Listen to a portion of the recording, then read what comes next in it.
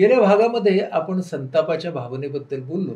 संतापाच्या भावनेची एक संपूर्ण फॅमिली, एक कुटुंबच कसं उभं राहिलं, त्यावर आपण चर्चा केली.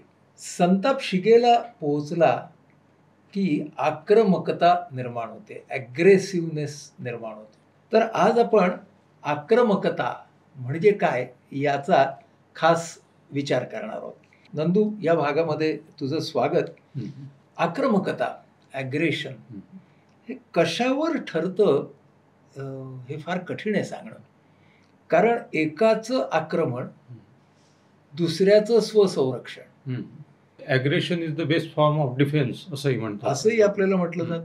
म्हणजे एकाच्या बाजूनं आक्रमकता म्हणजे क्रौर्य असतं, तर दुसऱ्याच्या बाजूनं आक्रमकता म्हणजे शौर्य असतं. सामाजिक परिप्रेक्ष्य बदलतात तसे हे शब्द आपण वेगवेगळ्या. पण मला असं वाटतं की क्रोध, आक्रमकता आणि हिंसा म्हणजे अँगर, ॲग्रेशन आणि व्हायलन्स असा हा प्रवास मनाकडून शरीराकडे आहे, शारीरिक क्रियेकडे. याच्यामध्ये क्रोध ही पूर्णतः मानसिक भावना आहे, हिंसा ही पूर्णतः शारीरिक क्रिया आहे. बरोबर. आक्रमकता हे ट्रान्झिटरी झोन आहे. आक्रमकता ही शाब्दिकही असू शकते आणि आक्रमकता ही शारीरिक असू शकते. आक्रमकतेमध्ये हे दोन्ही एलिमेंट्स आहेत. माझ्या बोलण्यात मी आक्रमक असू शकतो किंवा आक्रमक म्हणजे अक्षरशः अंगावर धावून पडू शकतो. ते हिंसेत रूपांतर होऊ शकेल. म्हणून शास्त्रज्ञांनी दुसऱ्याला जाणीवपूर्वक इजा, हानी, दुःख पोहोचवणं समोरच्या व्यक्तीला नको असताना, बरोबर आहे, त्याची परवानगी नसताना आत्मपीडेतून सुख मिळवणारे जे काही प्रकार आहेत त्याच्यामध्ये कन्सेंट, विथ कन्सेंट. त्यामुळं अशी एक व्याख्या मूलभूत केली आणि तिथे त्यांनी छान उदाहरण दिलंय की दात दुखीवरचा इलाज म्हणून दात काढतानाची दुखी ही जशी आपण ऍक्सेप्ट करतो, कारण तिथे आपण त्याला बरोबर हिंसा म्हणत नाही, kind cruelty of a surgeons knife. शेवटी शस्त्रक्रिया करणारा चाकूच चालवत असतो. तो चांगल्यासाठी चालवत असतो. चाकू घेऊन सर्जन अंगावर धावून गेला पेशंटच्या आणि त्यांनी पटकन त्याचं पोट कापलं असं वर्णन आपण सर्जरीचं करत नाही. म्हणजेच तो संदर्भ लक्षात घेणं, हेतू काय हे आपल्याला लक्षात घेणं खूप महत्वाचं आहे. ही जी आक्रमकता शब्दातून व्यक्त होते, तर ह्या आक्रमकतेचा जेव्हा सामाजिक अभ्यास त्यांनी केला, तेव्हा शास्त्रज्ञांच्या असं लक्षात आलं की गावगप्पा म्हणजे गॉसिप ही सुद्धा आक्रमकता आहे. अर्धसत्य सांगणं ही पण आक्रमकता आहे. अफवा पसरवणं म्हणजे खुलवून सांगितलेलं असत्य ही सुद्धा आक्रमकता आहे. तर मला असा प्रश्न पडला, म्हणजे समाज माध्यमांवरती आपण जो संचार करतो सगळेजण, त्याच्यामध्ये सुद्धा आता आक्रमकतेची कसोटी लावायला पाहिजे का काय? अगदी बरोबर आहे. त्याचं कारण आक्रमकता ही शाब्दिकही होते, कधी कधी भावनिक असू शकते. म्हणजे आपण म्हणतो की इमोशनल, व्हर्बल, मेंटल आणि फिजिकल हे 4 भाग मानतो आपण. तर शाब्दिक, भावनिक, मानसिक आणि शारीरिक. तर हे जी आक्रमकता आणि ज्याला आपण समाज माध्यमाची जोड, आणि ज्याच्यामध्ये पूर्वी गावगप्पा व्हायच्या, आता समाज माध्यमावर होतात, किंवा फेक मेसेजेस व्हॉट्सअपवरचे, सोशल मीडियावरचे फेक मेसेजेस, एखाद्या विषयी वाईट माहिती पसरवणे किंवा संदिग्ध माहिती, किंवा ज्याला अर्धसत्य प्रकट करणे, सत्य लपवणे. म्हणजे खरं सांगायचं तर हे पोस्ट ट्रुथचा जमाना आहे. हे युग जे आहे पोस्ट ट्रुथ, याचा अर्थ असा की असत्याला भावनेची जोड द्यायची आणि सत्य आणि असत्य याच्यातला गोंधळ निर्माण करायचा. जसं आता कुठलीही गोष्ट भावनिक भडकवण्याकडे तिचा कल असतो, मग ती माहिती सत्य आहे की नाही आहे ह्या गोष्टीकडे दुर्लक्ष होऊन त्या भावनेनी भडकवलेली मन जी आहे ती ही आक्रमकता आहे एक प्रकारची. वैचारिक, भावनिक. बरोबर. म्हणजे समोरचा प्रश्न असतो तो सामाजिक असतो, आर्थिक असतो, सांस्कृतिक असतो, भावनिक असतो, पण तो प्रश्न जणू काही अस्तित्वाचाच आहे, तो बायोलॉजिकलच आहे असं म्हणून आक्रमकतेला आपापल्या स्वार्थासाठी उत्तेजन देणारे व्यक्ती, गट हे असल्यामुळेच आक्रमकता एका बाजूला तू म्हणालास तशी फिजिकल म्हणजे शारीरिक आक्रमकता जी हिंसेमधून दिसते ती आपण पाहतोच आहोत. शास्त्रज्ञांनी जेव्हा आक्रमकता कुठे कुठे दिसते ह्याची एक वर्गवारी केली तेव्हा त्याच्यात मला काही इंटरेस्टिंग नोंदी मिळाल्या. व्यक्तीच्या अपरोक्ष केलेली टीका, बरोबर आहे, ही आक्रमकता आहे. बुलिंग, रॅगिंग म्हणजे तीव्र चिडवाचिडवी, आणि आज होतंय ते सायबर बुलिंग होते, ट्रोलिंग होतंय. ट्रोलिंग आणि सायबर बुलिंग मध्ये एक फायदा सोय अशी आहे की ती व्यक्ती समोर नसते. ती व्यक्ती समोर असेल ती विरोध करेल, कदाचित प्रतिकार करेल. इथे म्हणजे इथे बसून ती सोडून द्यायची, इंटरनेट त्या आंतरजालामध्ये आपली कॉमेंट सोडून द्यायची. या युगामध्ये प्रेम आणि हिंसा ह्या दोन्ही सेव्ह झालेल्या आहेत. पूर्वी एखाद्या मुलीसमोर आय लव्ह यू म्हणणं म्हणजे सगळं धैर्य गोळा करावं लागायचं. एखादं तोंडात सँडल बसेल, थापट बसेल, काही होऊ शकेल. आता फार सेफ आहे. हजारो मैल दूर किंवा बाजूच्याही गल्लीत असलेल्या मुलीला आय लव्ह यू म्हणून सोडून द्यायचा, मोबाईल ठेवून द्यायचा. नंतर काय होईल ते होईल, अंगावर तर नाही, समोर तर नाही. आक्रमकतेचंही तसंच आहे. त्याच्यामुळे एखाद्या विरुद्ध आक्रमक होणं हे आंतरजालामुळे आणि नेटमुळे सोपं झालेलं आहे, प्रच्छन्न झालेलं आहे, सार्वत्रिक झालेलं आहे. म्हणजे समाजातली हिंसा ही एका बाजूने शारीरिक हिंसेच्या द्वारे जशी व्यक्त होते तशी तुमच्या आणि माझ्या आयुष्यातली हिंसा ही जिथे जिथे व्यक्त होते त्याचा मागोवा घेणं हे माणूस म्हणून एका बाजूने माझं कर्तव्य ठरतच नाही का? बरोबर. कारण शास्त्रज्ञ म्हणतात की मुद्दामून एकटं पाडणं एखाद्याला गटातून ही पण आक्रमकता आहे. कागाळ्या करणं ही आक्रमकता आहे. एखाद्याच्या मताला कचऱ्याच्या टोपलीत फेकणं ही पण आक्रमकता आहे. नातं टिकवण्यासाठी सोडून जाण्याची धमकी देणं ही पण आक्रमकता आहे. मला परवा एक सामाजिक कार्यकर्त्या भेटल्या, 25 वर्ष काम केलं त्या संस्थेमध्ये.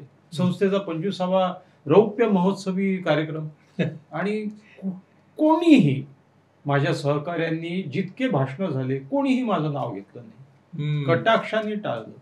अत्यंत हिंसात्मक गोष्ट आहे ही. हो, एखाद्याला जळवण्यासाठी दुसऱ्याची खुशामत करणं ही पण आक्रमकता आहे. अगदी हा समोर उभा आहे आणि याची स्तुती करायची, त्याला पूर्ण म्हणजे त्या व्हिज्युअल फील्ड मधनच काढून टाकायचं. म्हणजे आपल्याला काय वाटतं माहितीये का की फिजिकल व्हायलन्स हाच खूप आहे आणि आम्ही खूप अहिंसात्मक आहोत असं आपल्याला उगीच वाटतं.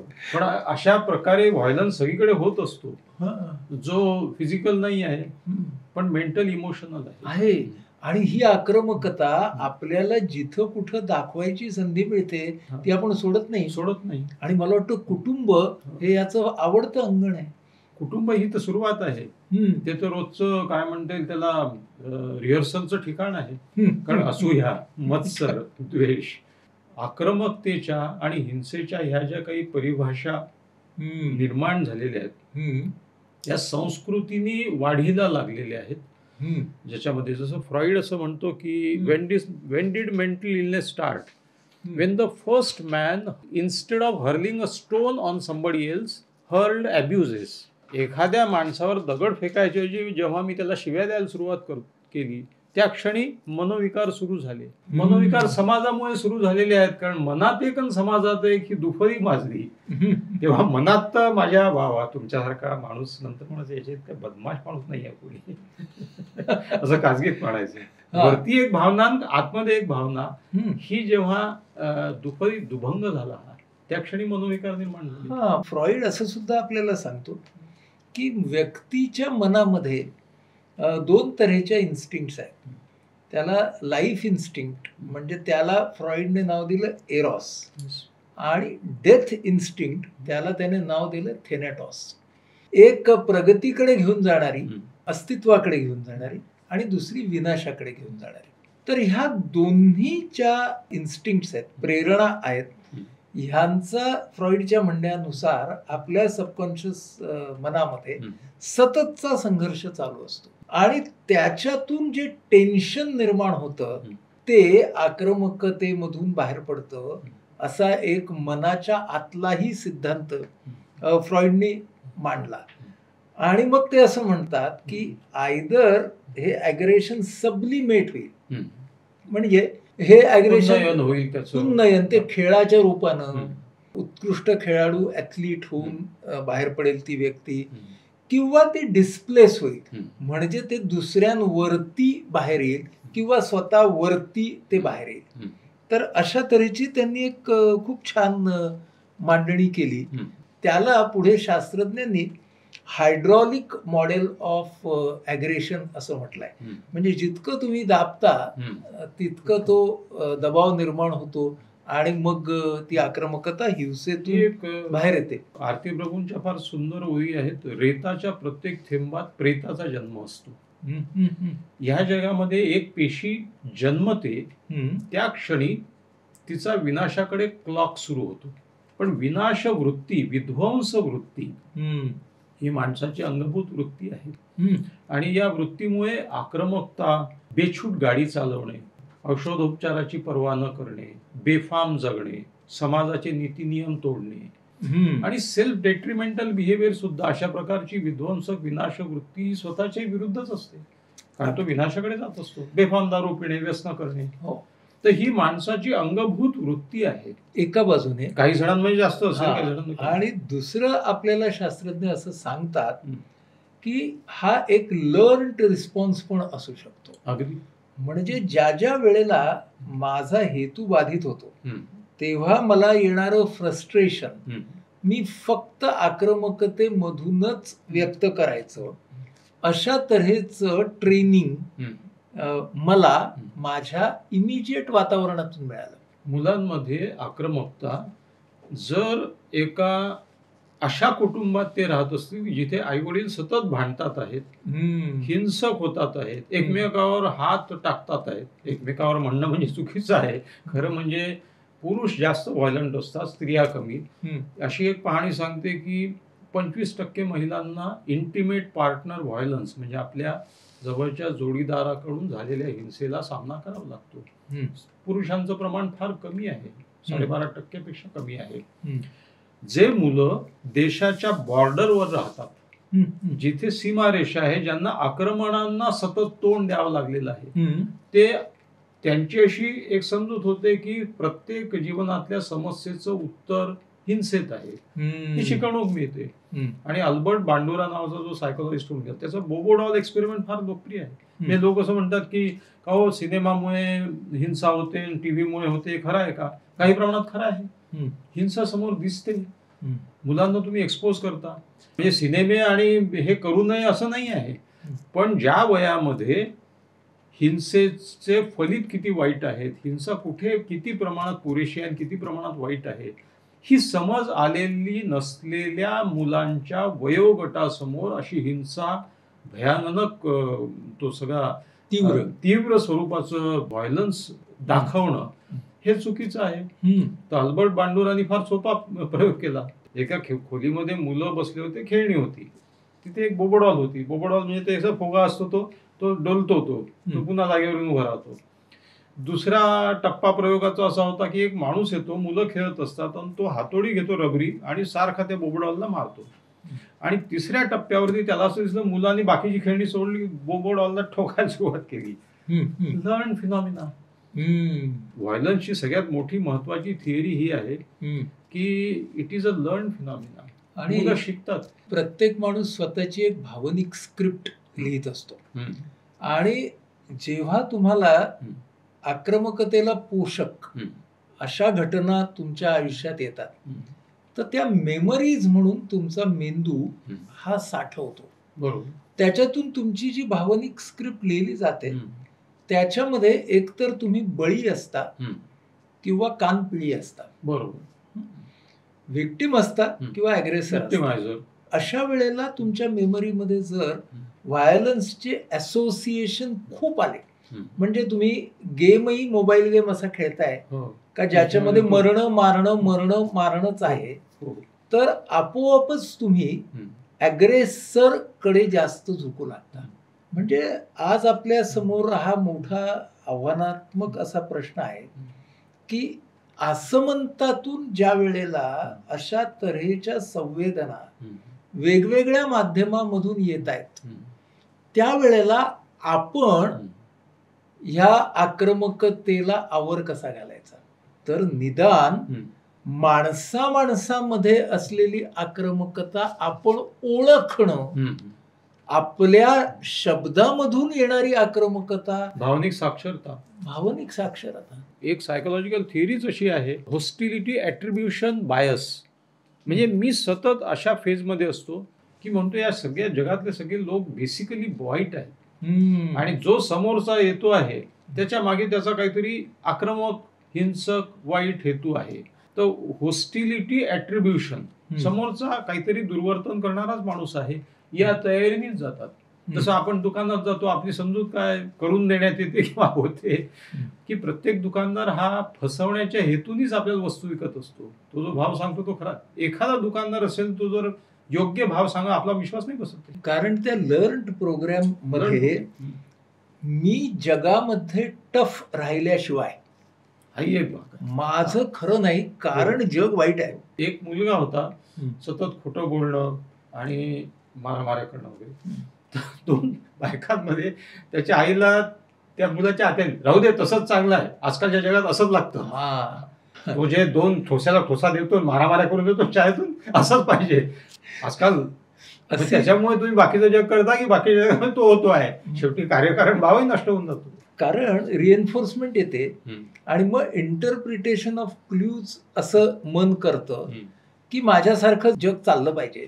ते चाललं नाही तर मला टफ राहून रिॲक्ट करायला पाहिजे. म्हणून शास्त्रज्ञांनी एक फार छान मला 2 शब्द मिळाले की then the mind starts treating every intrusion as an assault. म्हणजे प्रत्येक घुसणं हा हल्ला आहे, आक्रमण आहे असं माझं मन समजायला लागतं. म्हणजे माझं मन असुरक्षित, म्हणून मला जग तितकंच असुरक्षित दिसायला लागतं. सतत फाईटच्या मोडमध्ये किंवा सतत फ्लाईटच्या मोडमध्ये. आणि त्यामुळे माझं मन एका बाजूने इतकं व्यक्ती केंद्रित किंवा स्वयंव्यस्त होतं, स्वतःतच जातं, तर माझं कोऑपरेशन कमी व्हायला लागतं. बरोबर आहे. नॅचरली मी सहकार्य नाही करणार, मी प्रत्येकाकडे संशयाने पाहायला लागलो तर अवघड होईल ना. विश्वास कमी होणार आणि इन्सिक्युरिटी जास्त. आणि मग ती कमी करण्यासाठी वर्चस्व राखण्याची धडपड म्हणजे पुन्हा आक्रमकतेला खतपाणी. अगदी बरोबर आहे. हुकुमशहा हे नेहमी वर्चस्व राखण्यासाठी, कारण त्यांना संशय असतो की प्रत्येक माणूस हा माझ्या विरुद्ध काहीतरी कट रचतो आहे. थोडा जरी संशय आला तर ते त्याला उडवून तरी टाकतील किंवा जेलमध्ये टाकतील किंवा काय जसं वेरियर पाठवून देतात वगैरे. कारण जो माणूस असुरक्षित असतो तो ती असुरक्षा इतरांवर लादतो. तो असुरक्षित आहे त्याच्यामुळे प्रत्येक जण आक्रमक आहे असा विचार करण्याकडे त्याचा कल होतो. पण जेव्हा वर्चस्ववादी व्यक्ती असते त्या वर्चस्ववादी व्यक्तीची मतं धारण करणारा, त्या व्यक्तीला आणि मतांना फॉलो करणारा असाही मोठा गट निर्माण होतोच की होतो. त्यातले अर्धे लोक भीतीमुळे, अर्धे लोक त्याच्या या असुरक्षित स्वभावाचा काहीतरी आपल्याला फायदा होतो म्हणून. जे हुकुमशाह आहे त्यांचं एक इनर सर्कल असतंच. हिटलरनी कोणालाही आदेश दिला नाही, लेखी आदेश नाहीये हिटलरचा की ज्यूंना मारा. 50 लाख ज्यू ठार मारले जर्मन लोकांनी. दुसऱ्या महायुद्धाची गोष्ट. हिटलरचा एकही लेखी आदेश नाही आहे. हिटलरचं एक इनर सर्कल होतं. त्याच्यामध्ये ॲडॉल्फ आयकमन नावाचा जो माणूस होता, जो इन्चार्ज होता त्याच्यावर नंतर जेरुसलममध्ये खटला चालला. तर तो म्हणाला की आम्ही हिटलरचे आदेश पाळत होतो, हिटलर आमच्यासाठी सर्वस्व होता. बरं, तो समर्थनही करतो. मी मारले म्हणजे मी नाही मारले, त्यांनी आदेश दिला म्हणून मी ते काय करायचं ते केलं. गॅस चेंबर मध्ये 15,000 जीव रोज ठार मारल्या जात होते. तो म्हणतो माझा काही दोष नाही, हिटलरने सांगितलं. तर त्या आक्रमकाच्या छायेखाली राहणारे लोक जे असतात ते एकतर स्वार्थामुळे भीतीमुळे किंवा व्यक्तिगत काही त्यांना त्याच्यातून पद प्रतिष्ठाही मिळत असेल. पण म्हणजे हिंसा, आक्रमकता, क्रौर्य हे आजच घडतं आहे असं नाहीये, अजिबात नाहीये. आपल्या संस्कृतीच्या समाजाच्या प्रत्येक टप्प्यावरती अत्यंत क्रूर स्वरूपाची हिंसा आणि आक्रमकता समाजाने पाहिलीच आहे ना. 2 महायुद्ध झाले. आता लोक असं म्हणतात की पहिलं महायुद्ध 1914 ते 18, दुसरं महायुद्ध 1939 ते 45, दुसऱ्या महायुद्ध सगळ्यात क्रूर समजलं जातं, 7 ते 8 कोटी लोक मरण पावले. आता महायुद्ध नाही होत, पण आता या युद्धाचे महायुद्धापेक्षा जास्त पॉकेट्स निर्माण झाले पूर्ण पृथ्वीभर. सगळ्या देशांमध्ये कुठे कुठे सतत छोट्या प्रमाणामध्ये हिंसा जी वाढलेली आहे ती त्याच्यापेक्षा जास्त भयंकर आहे. तो तर एक पिरियड होऊन गेला, आला गेला, परंतु रोज जी हिंसा होते आहे ती त्या महायुद्धापेक्षा भयानक आहे. हो, जास्त लोकांचे जीव जातात आहेत आक्रमकतेमुळे. साधं भारतामध्ये दरवर्षी 8,000 हुंडा बळी होतात. भारतामध्ये दरवर्षी 1.5 लाख आत्महत्या होतात. आत्महत्या काय आहे? आत्महत्या ही स्वतःकडे वळवलेली हिंसा आहे. बरोबर आहे. हा, पण मग हे क्रौर्य आणि हिंसा हीच आपल्याला आवडते का? कारण सगळ्या माध्यमांच्या मध्ये ना चांगलं वागलेलं कधी दाखवत नाहीत, कमी दाखवतात. तुम्ही बातम्या बघा, माध्यम बघा, त्या प्रत्येकाच्या मध्ये खून, दरोडा, अमुक ढमुक हेच का जास्त असतं? सगळ्यात जास्त वृत्तपत्रांचे मथळे जर मोजले तर सकारात्मक किंवा कन्स्ट्रक्टिव्ह हे फार कमी असतात. इकडे खून झाला, तिकडे ऍक्सिडेंट झाला, तिकडे हे झालं, आणि त्याला एवढी छोटीशी घटना, भाजीत मीठ टाकले नाही म्हणून बायकोचे नाक कापले, ही ते हेडलाईन करून टाकतो त्याची. म्हणजे ती घटना त्या व्यक्तीसाठी छोटी नाही आहे, माझं तसं म्हणणं नाही आहे, पण हेडलाईन करण्या इतकं. आणि आक्रमकतेच्या घटना लोकांना आवडतात असा त्यांचा समज असल्यामुळे ते तेच देतात आणि आपण घेतो. आता क्राईम बेस्ड स्टोरीज किती लोकप्रिय होतात, प्रचंड. एक शास्त्रीय कारण म्हणजे ज्याला आपण मनोविश्लेषणात्मक कारण असं म्हणता येईल, मला क्राईम स्टोरीज आवडतात. याचं कारण मी असं घेतो की असे अनेक क्राईम्स करण्याची जी माणसाची मूलभूत वृत्ती असते तिचा निचरा होतो. मी अनेक लोकांचे खून केलेले नाही आहेत, कारण मला क्राईम स्टोरीज आवडतात, त्याच्यात अनेकांचे खून पडलेले पाहिले आहेत. तुम्हाला अन्यायाविरुद्ध द्वेष येतो, पण तुम्ही काही नाही करू शकत, तर तुम्ही त्याच्यात जगतात. तुम्ही अमिताभ बच्चन होता, थोडा वेळ करता, तुम्ही थोड्या वेळ करता सुपर काय म्हणतात हे बाहुबली होता, जे काय असेल ते. त्याच्यामुळे एका दृष्टीने क्राईम स्टोरीज हा निचरा आहे लोकांचा. पण crime in media, crime in print, आणि हे वरचेवर वाढत चाललं आहे. कोविड नंतर इंटिमेट पार्टनर डोमेस्टिक व्हायलन्स 12% वाढलेलं आहे. लोक बंदिस्त होते, लोकांना दुसरं काही, आणि आपल्याला नातेसंबंध इतक्या जवळून सतत नात्यात राहण्याची सवय राहिलेली नाही आहे. आपण नमस्कार, हाय, हॅलो, तू माझी बायको ना, हा मग ठीक आहे, मी जरा ऑफिसमध्ये जाऊन येतो, तेवढ्या पुरता संबंध पुरेसा. जास्त वेळ एकत्र राहिल्याच्या नंतर मग जसं पाणी ओसरल्यानंतर खडक बाहेर पडतात आणि ते अंकुशीदार टोचायला लागतात, तसं होऊन जातं नातेसंबंधाचं. हो, म्हणजे जवळपणाचे झाले बंधन असं होऊन जातं ते. असं पण मला सांग, आपल्याला नेहमी व्यक्ती म्हणून ना फारच असं वाटतं की आपण काय करणार, असं फार वाटतं आपल्याला, माहिती ना. म्हणजे एकतर आपण असं म्हणतो की मी आक्रमक नाही, बाकीचे आक्रमक आहेत, जग आक्रमक आहे, आणि एकतर मी त्या आक्रमकतेवरती स्वार होतो किंवा मी त्या आक्रमकतेवरती काहीच न करणारा असहाय्य होतो. म्हणजे परत मी बळी किंवा कानपिळी हेच रोल्स घेतो ना. आपण बळी किंवा कानपिळी असं ब्लॅक अँड व्हाईट केलेलं आहे, बघतो आणि केलेलं आहे. म्हणजे आता मी मगाचं उदाहरण दिलं की हा काही कामाचा नाही, हा नेहमी मार खाऊन येतो शाळेतून, हा कसा एक ठेवला तो 2 ठेवून देतो. म्हणजे कौतुक कोणाचं होतं? त्याचं होतं.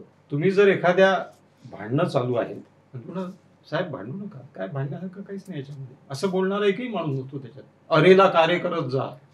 शिकवणूकही अशी मिळते ना की तुम्ही अग्रेसिव्ह व्हाल तर तुमच्या पदरात पडेल. एकानं मला असं सांगितलं की एका गालावरती थप्पड मारली तर दुसरा गाल पुढे करा, असं हे मिळमिळीत जगणं मला नको.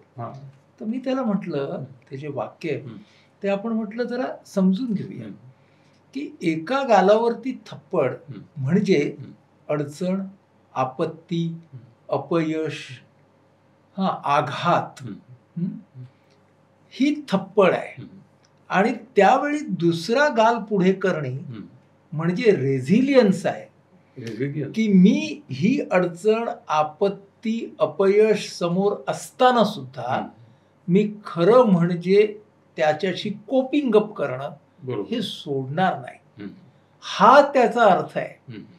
एक चित्रपट होता राजेश खन्ना आणि संजीव कुमारचा, आठवत असेल तर आपकी कसम. आपकी कसम मध्ये राजेश खन्ना संशयी असतो बायकोशी आणि तो संजीव कुमार त्याचा मित्र. तर त्याचा असा गैरसमज होतो, हा मुमताज म्हणजे त्याच्या बायकोसाठी हा मुद्दाम येतो आहे आणि त्या गैरसमजातून मित्रांचं भांडण होतं आणि राजेश खन्ना त्वेषात येऊन त्याला झापड मारतो आणि ती खाल्ल्याच्या नंतर संजीव कुमार त्याला मित्र मानत असतो. तर तो जो अभिनय त्याने केला आहे तो थापड खाऊन घेतो आणि एकदम पुन्हा शांत होतो, म्हणतो, कमल जिस बात के लिए तुम मुझे थप्पड़ मार रहे हो, एक दिन तुमको एहसास होगा कि तुमने गलत किया. तो परत नाही मारत त्याला, पण त्याच्या थापड खाण्याचा जो अप्रतिम अभिनय आहे, तो थापड मारणारा हा आता अग्रेसिव्ह आणि हा पॉझिटिव्ह अभिनय आहे ना, पण त्या अभिनयापेक्षा याचा सरस ठरतो. म्हणजे असं आपण समजून घेत नाही की तो आक्रमक झाला म्हणून तर मी आक्रमक न होण्यामध्ये जास्त हिंमत आहे. विनोबा म्हणतात की प्रत्येक वेळेला तलवारीचा सामना तलवारीनं न करता ढाल वापरायचंही विसरू नका. त्यामुळे an eye for an eye will make the whole world blind. पहिल्या भागामध्ये तू म्हणाला होतास की काही आक्रमकता ही मेंदूतून आलेली किंवा इनेट असते, तर त्याच्यावरती शास्त्रज्ञांनी जे ब्रेन डिस्फंक्शन आणि ॲग्रेशन याचे बरेचसे अभ्यास केले आणि त्यांना असं दिसून आलं की मेंदूचे फ्रंटल आणि टेम्पोरल हे जे दोन लोब्स आहेत किंवा हे जे दोन भाग आहेत, तिकडे पुरेशा कार्यक्षमतेच्या पेशी नसणं, त्या पेशींच्या ग्लुकोज मेटाबॉलिझम मध्ये येणाऱ्या अडचणी, ह्या सगळ्याच्या मुळे सुद्धा आक्रमकता येते. म्हणजे जन्मतः संतापी असतात, चिडचिडे असतात. आपण पाहतो मुलांमधल्या स्वभावामध्ये फरक. बरोबर, हे बायोलॉजिकल ब्रेन फॅक्टर्स आहेत. आणि शेवटी amygdala is the seat of fear as well as aggression. Correct. आणि त्यांनी इतकं छान सांगितलंय, मी अगदी वाचूनच दाखवतो. ॲमिगडेलाचाच उल्लेख आहे की the prefrontal region of the brain normally acts to control and regulate emotional reactions generated by limbic system, especially the amygdala. म्हणजे एक आल्मंड शेप, बदामाच्या आकाराची पेशी आहे. पण हा प्री फ्रंटल जो आहे तो म्हणजे आपला विवेकी मेंदू, तो आपला विवेकी मेंदू आहे. आणि हा विवेकी मेंदू या अस्ताव्यस्त ज्या भावना आहेत त्यांचं नियमन करण्यासाठी मदत करत असतो. एक उत्क्रांतीचा आधार असा आहे की आपला भावनिक मेंदू, ज्याच्यामध्ये लिंबिक सिस्टीम आणि त्या अंतर्गत असलेला ॲमिगडेला, जिथून भीती आणि आक्रमकता दोन्ही निघते, ही लिंबिक सिस्टीम 30 कोटी वर्षापूर्वीची आहे. आपला विवेकी मेंदू किती वर्षापूर्वीचा आहे? आधुनिक मानव होमोसेपियन निर्माण झाल्यापासून मी त्याला 1 लाख 2 लाख वर्षापेक्षा जास्त नाही आहे. त्याच्यामुळे आपली डिफॉल्ट सिस्टीम जी आहे ती आक्रमकतेची आहे. दुसरं टेस्टोस्टेरॉन सारखे हार्मोन्स, सगळ्यात महत्वाचं सेरोटोनिन सारखे न्यूरो ट्रान्समिटर्स, ह्या सगळ्यांच्या मध्ये होणारी आंदोलनं, याचा आणि आक्रमकतेचा सुद्धा संबंध शास्त्रज्ञांनी जेलमध्ये सडणारे डेलिक्वन्सी आणि जे बोर्स्टाल स्कूल मधले पौगंड किशोरावस्थेतले मुलं आहेत ते टेस्टोस्टेरॉनचा बळी आहे. Testosterone is at the peak of its level during puberty आणि ड्युरिंग ॲडोलसन्स. म्हणजे ॲडोलसन्सचा एक भाग प्युबर्टी आहे. तर ॲडोलसन्स मध्ये टीन एज ज्याला आपण म्हणतो, पण तो वयाच्या 23-24 वर्षापर्यंत चालतो. तो 12व्या वर्षापासून सुरू होत असेल समजा. टेस्टोस्टेरॉनमुळे सेक्शुअल अर्ज वाढते, प्रचंड प्रमाणात ॲग्रेशन वाढतं. Because to get a mate in animals needed aggression प्राण्यांमध्ये, ती माणसामध्ये उतरलेली आहे. म्हणून या वयातल्या या वयोगटातल्या मुलांच्या हातून हिंसा जास्त प्रमाणात होते. ती क्रौर्यपूर्ण हिंसा असते. याचं कारण त्यांना ते तारतम्य नसतं. मला तुझे पैसे लुटायचे आहेत, खून करेल आणि पैसे घेईल, तर ते 4 वेळा भोसकतील, 4 वेळा मारतील. कारण त्यांना ते तारतम्य नसतं की एकदा पुरेसं आहे, किंवा जीवही घ्यायची गरज नाही आहे, धमकावलं तरी चालतं. अशी पाहणी मी वाचली की ज्याच्यामध्ये पीक ऑफ ॲग्रेशन आणि पुअर जजमेंट ह्याची प्रीफ्रंटल कॉर्टेक्स पूर्ण झालेला नसतो. त्यामुळे हे सगळे भाग सुद्धा आपल्याला आक्रमकतेचा विचार करताना डोक्यात घेतले पाहिजेत की एका बाजूला मेंदू आहे, वंशशास्त्रीय घटक आहेत त्या मेंदूवरती काम करणारे, आणि दुसऱ्या बाजूला सामाजिक घटक आहेत. म्हणजे शास्त्रज्ञ आपल्याला असंही सांगतात की ओव्हर क्राउडिंग जिथं होतं तिथं डी इंडिव्हिज्युअलायझेशन होतं. बरोबर. म्हणजे गर्दीला चेहरा नसतो असं आपण म्हणतो ना. त्यामुळे ओव्हर क्राउडेड ट्रेन्स असू देत किंवा ओव्हर क्राउडेड जेल्स असू देत, दोन्ही ठिकाणी ते येतं. आणि हेवी ट्रॅफिक जॅम झाला तरी सुद्धा ओव्हर क्राउडिंग होतं.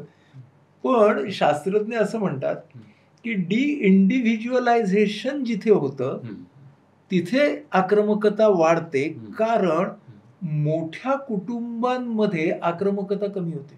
म्हणजे कुटुंबामध्ये तुम्हाला फेस असतो, म्हणून त्यांनी हाय पॉप्युलेशन डेन्सिटी आणि ओव्हर क्राउडिंग याच्यात फरक केला. तर हाय पॉप्युलेशन डेन्सिटी मध्ये तुमच्या स्वत्वाला मान असेल आणि तुमचा स्वीकार असेल तर हाय पॉप्युलेशन डेन्सिटी असली तरी माणसं गुण्यागोविंदाने राहतात. पण त्याचा क्राऊड झाला की मग त्याच्यातून टोकाची आक्रमकता घडते. क्राऊड मध्ये एकमेकांमध्ये काही संबंध नाही ना. एका लोकलच्या डब्यात कोंबलेली माणसं, मग तिथे स्पेस साठी धडपड हा एकमेव उद्दिष्ट होतो. मोठ्या कुटुंबामध्ये they are related to each other. त्यांच्यामध्ये एक आत्मीय भावना आहे. आम्ही सगळे मुलमुले मंडळी आहोत. हाही मुलमुले आहे, तोही मुलमुले आहे, हा माझा चुलत मावस, हा माझा मावस. There is one relatedness with you.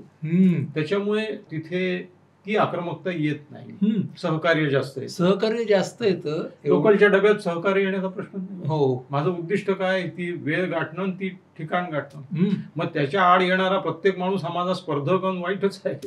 तरी पण मला लोकलच्या प्रवासामधल्या लोकांचंही कौतुक करायला पाहिजे की त्याच लोकलच्या प्रवासामध्ये लोक भजनं पण गातात, वाढदिवस पण साजरे करतात. म्हणजे they try to make a relationship. Yes, emotional connectedness. आणि जिथं चेहरा मिळतो, जिथं नातं तयार होतं, तिथे आक्रमकता कमी होते. अरे एवढंच काय, तापमान वाढत जाणार हे आक्रमकता वाढवत. असे आपण म्हणतो डोक्याने गरम आहे, ऊनच गरम असेल तर ते डोकं गरम होईल ना. तर काय, एसी लावल्यावर कदाचित एसीत माणसं भांडू नाही शकणार. मला नेहमी असं वाटतं की 2 थंड वाऱ्याचे झोत आणले भांडणाऱ्या माणसांवर, कशावर भांडत होतो आपण. दुसऱ्या बाजूला गोंगाट. जितका गोंगाट वाढेल तितकी आक्रमकता वाढते. आक्रमकता गोंगाटाच्या पार्श्वभूमीवर अजून फुलते. एवढा सगळा पट, एका बाजूला मेंदू, दुसऱ्या बाजूला तापमान, गोंगाट, ह्यामध्ये आक्रमकता कशी जन्म घेते ते आपण पाहिलं. लोकसंख्या वाढीमुळे स्पर्धा वाढली. ज्या एका परीक्षेमध्ये 10 मुलं बसले आणि 4 जागा आहेत तर ठीक आहे ना. 4 जागा आहेत आणि 4 लाख मुलं जर बसले तर केवढी आक्रमकता होईल नाही का. हो ना. आणि स्पर्धा परीक्षा नावच आहे त्याचं. 10,000 MPSCच्या जागा असतील, UPSCच्या काय असतील, 25 लाख मुलं बसतात. काय तुम्ही त्यांना झुंजवत आहात एकमेकांशी. म्हणजे हे सगळे विचार आपल्या सगळ्यांना मनामध्ये नक्की करायचे आहेत. या आक्रमकतेचं रूपांतर हिंसक वर्तनामध्ये कसं होतं, हिंसा अहिंसा नेमकं काय, माणसाला हिंसक बनणं हे तर सहज शक्य आहे, पण अहिंसक बनता येईल का, अशा अनेक प्रश्नांचा मागोवा आपण आपल्या पुढच्या भागात घेणार आहोत.